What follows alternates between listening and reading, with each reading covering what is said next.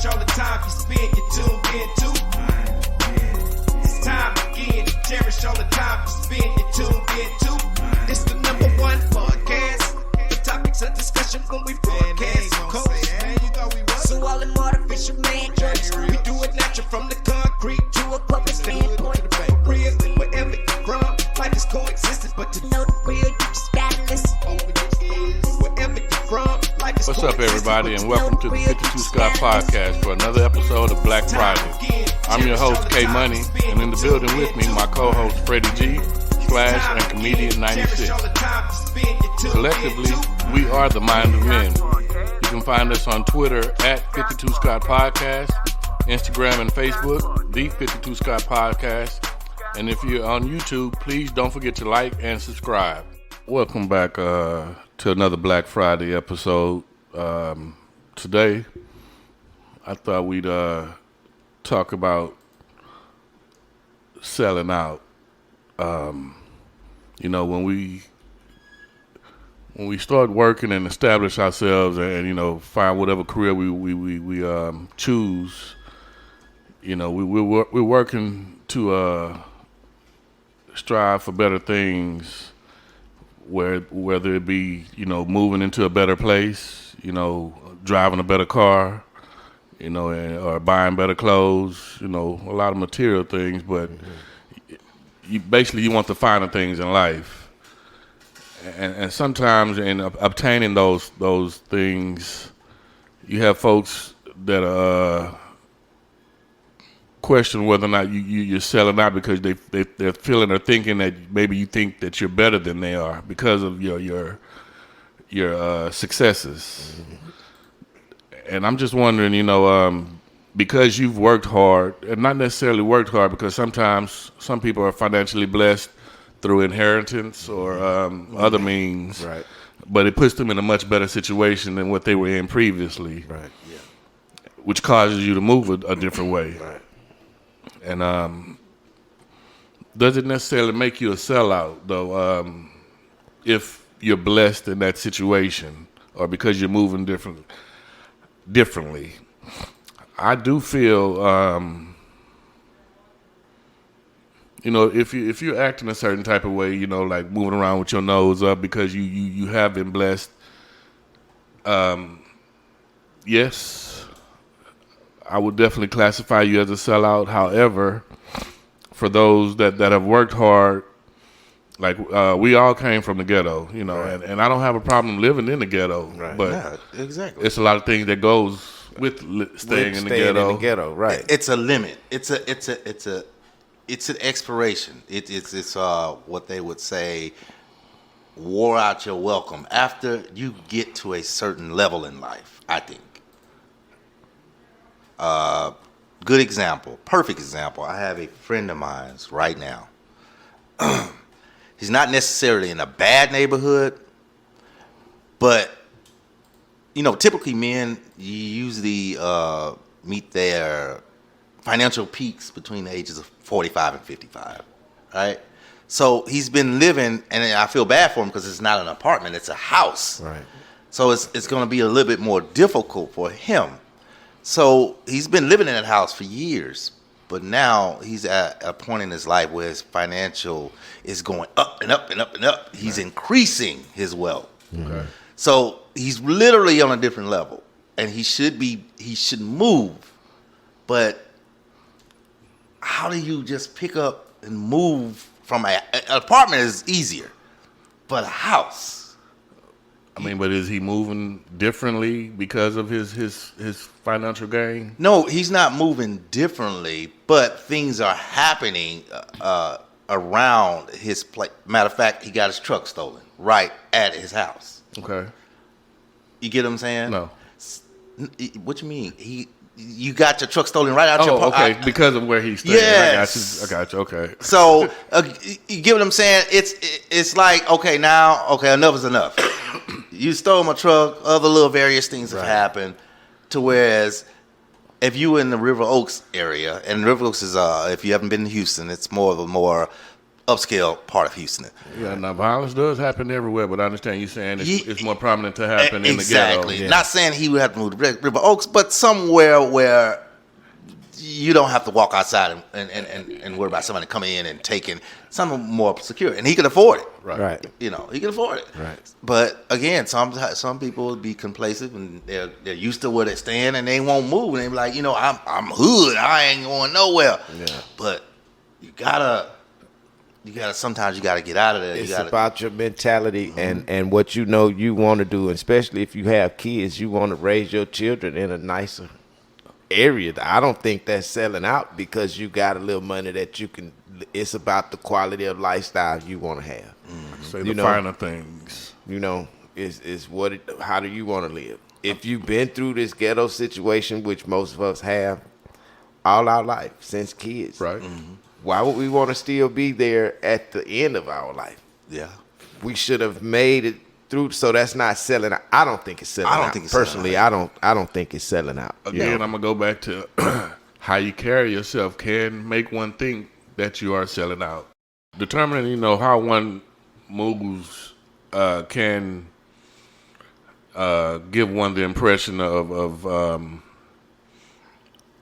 sellout. I think a sellout does have certain traits. I mean, Comedian 96. How would you feel? How would you classify one as being a sellout if they came into some money? Not to put you on the spot. I actually like this question because it's going to go both ways. I got a couple of ways I want to go with this. You see how quick I say both ways. I want to go both ways. I didn't want to have back door and say no homo because apparently you can just say no homo and everything's delineated these days. But anyway, I was listening to. I want to make 2 points. I was listening to Bootsy one time. And he says, man, everybody get killed in their own city every time. When they come up, they begin rappers. You think of all the rappers that died, King Von and who else? A lot of rappers just died in their own city. Extension, that guy. So many people. And they all got killed in their own city. And even Bootsy, he doesn't live in Louisiana. He lives in Baton Rouge. He lives in Atlanta. So a lot of people move out of the hood for that particular reason. And the second point I'm trying to make is I believe the reason, think about it. We all from the hood. We all from the Trey. It's Right. 3rd Ward, Houston, Texas. 3rd Ward is part of Houston. In the hood. It's the hood. It's where U of H, Texas Southern, and everything is at. Right. But we all grew up in the hood. Let's not say now because it's diversified. But before it's hard diversifying. If 3rd Ward was the way it was when we were growing up and the money that we're making now, would you move to 3rd Ward? And I'm going to start with myself. No, I would not. If I did, I'll take that back. If I did, it would be the outer skirts like near McGowan area. So you saying with them building now over there like they doing? If No, like that. take that away. Take that away. Take that away because I'd move there now. If that wasn't there. Yep, that wasn't there, and it was like it was when we grew up. Just say, Would I move there now? Now, if life is like it was when we were younger. No. With the money we're making now. No, You get what I'm saying? Yeah. I would in the part that I grew up in, honestly speaking, bro. I grew With up your off truck, out. you would. But again, Not- if I not- got violated too many times, then that would definitely motivate me to want to get the hell up out of there. Yeah, because I don't want you to think about it as the diversified 3rd Ward, what it is now. I'm I want you to think about what it was when we were growing up, and it was like that. I grew up over there off of Alameda, where the turkey leg hut in that area. So Right. it wasn't, it was. You was you was kind of because you was kind of closer to down there. What about you, Freddie G? I actually, I don't think that money plays the major part in sellout. Right? I think Sprinkles a little something on it though, but I think that money, the goal is to make some money so I can go and afford a nice car, a nice home, a bigger home, and all of those, the bigger home and all that stuff would be out in a more upscale area. And just because you moved in a suburban neighborhood, for the most part, I don't think that the people will call you a sellout. They'll look at you as somebody that's doing well for yourself. Now, here's where it becomes a sellout. You can be broke and be a sellout. When you throw your race under the bus to appease another race, man, black and white. You know how it goes. You know how it if goes. you go and you at your job and you get the buck dancing for the white boy or the white man or whatever, and you going in there snitching on boss, he not working, and you going in there and you telling on your brother over here because you feel a certain kind of way. Now that's a sellout. Let me show you something else. Now, of course, these are some harsh issues that they were facing, but slavery. You do know that the captors, the Caucasians, actually had African folk helping to trap these other Africans. Now, of course, they was on the some stress or whatever you want to call it. Stress is a bad word, not the right word I'm looking for. But hey, you go help catch some of these people, and we'll let you go. We'll leave you, but you help us get some of them. Kept some of your native people or whatever. Those people sold their African people out. Yeah, they sold them out. Well, Africans been selling Africans out for a long time. Yeah, so you can be broke and actually be a sellout. But what we were trying. So what was implied is if I start making money and then I move out, would I be a sellout? So I answered that. No, but listen, look at this. Look at what I'm trying to say. Imagine you say you'll stay in the hood. So did you answer yes? I didn't say I'll stay in the hood. You'll stay. You'll move. I answered. I said that ultimately, I know, but the question you want to move to get better, to have better. Right. I don't think that people. But will the say question you're a was, sellout. if you with the money you're making now, that's the question. Would you stay in the hood?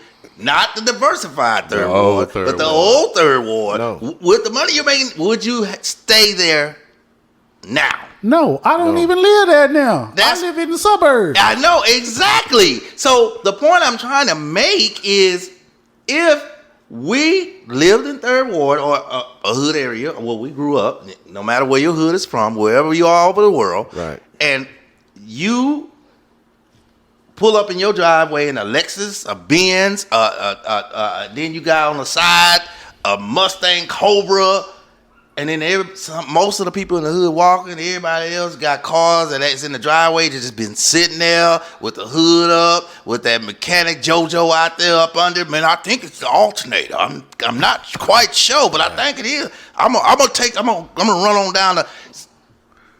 But you got all this ball. Don't you think jealousy will eventually it factors in. Uprise? Like, It factors in. yeah, what do you do that we can't do? You know what I mean? Yeah, so of course it's there. That's my main concern. It's not that you're selling out, but it's like, man, I'm trying to protect my possessions at this point. Right. I think that, like, I don't know if jealousy will play a part if you got nice stuff in the hood. You're gonna have haters or people who are envious of you, of people anywhere, right? Right. Regardless. You got to look at the type of crimes, and I don't have no statistics up, just my own opinion. But when you look at the type of crimes that happens in the hood, it really be some hood shit. Yeah, that's true. It really be. That's true. Oh, this dude arguing with this dude and he stabbed him. Yeah. You know, or A dice game. yeah, it's some hood shit. When people go in to commit crimes, they actually go to the rich areas to commit those crimes because they know that's where the money's at. You are exactly right. Because when So you saying When- if we drive, we come back to the hood in our Lexus or whatever nice fancy car that we have. You don't think that's that draws attention? I think And I don't just limit it to the hood. I get what you're saying. Yeah, a nice car is going to draw attention anywhere. You could be riding anywhere. And if somebody's got jacking on their mind, Yeah. Facts. they gonna follow you. Right. They coming. You go to the Galleria ain't in the hood, but all kinds of. Right. The Galleria is an upscale mall here in Houston. It's a lot of robberies But it's a happening lot over of there. robbers around that Facts. Galleria Yeah, area. sure is. So it's gonna attract attention, period. I don't just limit it to the hood to where, okay, if I move the hood and I got some nice stuff. Right. Nah, I mean, for the most part, I think that when it comes to the hood and you coming back to visit or whatever with nice stuff, I genuinely think that people look at you and be like, man, so and so he balling, or so and so he doing good, or so. It's more like that, and there may be some haters, meaning that not haters to want to do you harm, but haters that are envious. Yeah. And that they can't do nothing. So 'Cause I you don't think moved it's on. more so of they look at us that way. I think the sellout comes from when you trying to appease another race. Yeah, I mean, Yeah, that's true. you should definitely want to do better. You Yeah. know, if Yeah, if you're doing that is sellout. I mean, yeah, I agree. That's sellout. Yeah, that is. I mean, again though, like I said, as much as I would love to stay in the hood, because that's where I'm from, that's where I was Yeah. raised. When you making, you're doing better. And, something, I mean, if you're in the hood, there's a lot of things you got to deal with. You got to deal with regular people that's breaking in. Then you got to deal with crackheads that's breaking in. Then you got to deal, you know what I mean? It's just the scale of things that happens in the hood versus in the suburbs are, don't get me wrong, you go to other areas to do the jackings, which in the suburb areas. Yeah. But at least you look inconspicuous. But if you're in the hood, everybody blend in, everybody look hood. True. So you get jacked, everybody look like a suspect. Yeah. I mean, but you stand out in the hood if you know you're financially blessed. You go dress Right. better than those that are in the hood. Correct. So That's again, true. you go draw that type of attention to where one may think you're easy prey. Yeah. That's And that's the thing, and that's another thing you got to worry about.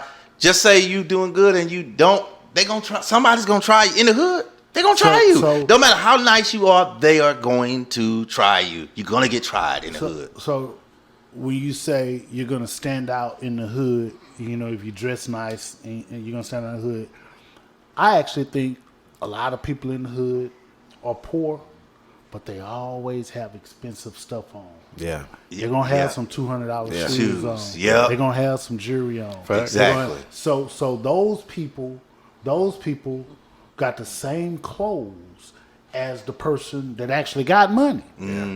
So they got the same clothes. So the person with the money actually fitting in. Now, when you say there's gonna always be somebody to try you, right? Right. There's gonna be always somebody to try you. If you live in the hood, you know that the area is, for lack of a better word, slum, right? Yeah.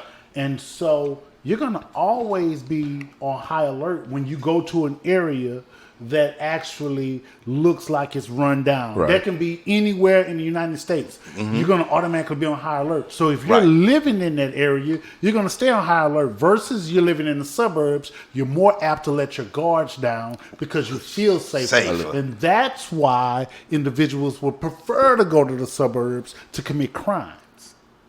makes sense. I prefer to live in the hood. I would prefer, but I mean, I guess success equals get your ass out. I don't know. I wish it hadn't. No, it didn't have to be here's the that thing. way. Here's the thing. Yeah. Why do you work hard? Rhetorical. That's rhetorical. Why do you work hard? Why do you want the job that pays 6 figures? Why do you want to make sure that you got the latest shoes on? Why do you do all of that stuff? You do all of that stuff because you don't want to be in the conditions that you're currently in. Correct. Why do you want to get rid of your bucket to go get this nice car? Because you don't want to be in the conditions that you are currently in. wanna be So when you comfortable. do obtain the money to go and purchase and do these things, of course you're gonna move somewhere because you've earned that right to do that. But your mentality, your character and your mentality shouldn't change as far as, when I say your mentality shouldn't change, as far as looking down on people who don't have. Exactly. You should be trying to help. It shouldn't. It should Now, be for those people who mentality change and they look down on people who don't have, those people are snooty. Now, snootiness and being a sellout can be a fine line, because now once you're snooty, then you associate yourself possibly with other races. And when you associate yourself possibly with other races, and then you may talk down on your race. On top of them. And it may not be other. And that makes you a sellout. Exactly. Versus if you don't, if you looking at people and you ain't got nothing, you broke, you this. Now you're just snooty. You're not really a sellout. You're just old snooty ass dude or female. Good example. So I knew a girl once told me, I don't talk to people unless they have a bachelor's degree or better. What is that? Snooty or sellout? I'm gonna keep it a buck with you. What's that? I don't think it's a sellout, and I don't think it's a snooty. She has a preference, and if she's saying that, she better have a bachelor's degree or better. Right. She better have a bachelor's degree or better. In order for that to even be legal. Because no. I'm talking about talk as in dating. I mean, talk like is hello, good morning, how are you doing? Not dating talk, but talk like just regular. Hey, I ain't. That's even worse. Like that. So if you're doing that, if you're saying she don't. So you're not saying dating. You're saying just even having a conversation. Just saying, hey, good morning. Hey, what's going on? How you doing? That's it. Nothing else. If she's doing that, there's some underlying things. So on the surface, if she's doing that, I would say she's snooty. Yeah. On the surface. But there's something underneath the surface that the only way you'll find out is if she holds a conversation with you. Exactly. But on the surface, oh no, she's just snooty. I don't talk to her. She's snooty. Snooty. There you go. That's what I thought. But I don't know if she'll sell out or not. We gotta go underneath the surface. Yeah, but I was like, that's shallow. So you want to be snooty? I'll be shallow. Yeah, go ahead. You don't have to talk to me, Miss Ma'am. I can't even remember her name. That was some years ago. Freddie G, you mentioned earlier that you could be broke and still be a sellout. Yes. So can the opposite occur? Can you have already be financially stable and still sell out? Yes, because selling out, I don't necessarily have to associate that with money. Okay. You are throwing your race under the bus to appease another race. Let's take race off the table. Let's say gender. We would call that simping, right? If a male is in a room full of females and he is doing everything to make them feel like he's thinking a certain way, when really truthfully you're just doing that to get them to, oh yeah, you opening doors. I'm not saying that there's something wrong with opening doors, but you're doing all of this to appease them, right? Yeah. That's what we call simping. And simping, that means that you're going against your actual nature of who you are. Yeah. You're just doing that for them. Right. For the female. Right. So what you've done, you've sold out. You've sold out to them. And it doesn't. We're not putting race to it. We're just putting gender. Yeah. You sold out to them because now you've switched from who you are. You've switched from who you are, and you talking bad about the male species over here, saying, okay, right? Well, yeah, all men are dogs. Well, not all men are dogs. Bad example. Well, let's say females having a group discussion, right? And they're saying, and somebody says, yeah, these men be cheating all the time. All of them cheat. Now, you know deep down inside, you don't feel like all men cheat. Yeah. And so what happens is, because you want to simp and get all the women on your side, all the men be cheating. Now, I'm going to be honest, I cheat too. And you get to telling them, you get to saying all that stuff. Yeah. When deep down inside, you should have stood up and say, you know what? Yeah. I do agree that men do cheat. But you can't put that label on all men, because there are some good men out there, and men do not cheat. This is not a For Women Wednesday show, right? But just an example. Just an example, right? And so what you've done is you simped. which is a form of selling out to that gender. You sold the male gender out Right. to for the female gender. Yeah. But back to group of people and race and stuff. So I think that if you're selling out your race, Well, I understand. You said you wouldn't put finances in it in regards to selling out, but it's hard to admit that, you know, when your pocket is different, you move different. Right. You know, but you doesn't necessarily mean that everybody has to sell out when they have a financial gain. Before we get up out of here, let me talk about black fact that you can't take back. The first lawyer, John Mercer Langston, was the first black man to become a lawyer when he passed the bar in Ohio in 1854. When he was elected to the post of town clerk in Brownham, Ohio, in 1855, Langston became one of the first African Americans ever elected to public office in America. John Mercer Langston was also the great uncle of Langston Hughes, which is probably one of the most famous Hughes that you guys probably were thinking about when I mentioned his first name, who is a famed poet of the Harlem Renaissance. Thank y'all for joining another Black Friday. Y'all have a good weekend and peace out. This concludes another Hot Black Friday episode, and be sure you tune in next week for Music Mondays. Don't forget to follow us on Twitter at 52Scott Podcast, Instagram and Facebook, The 52Scott Podcast, and for all you YouTubers, don't forget to like and subscribe.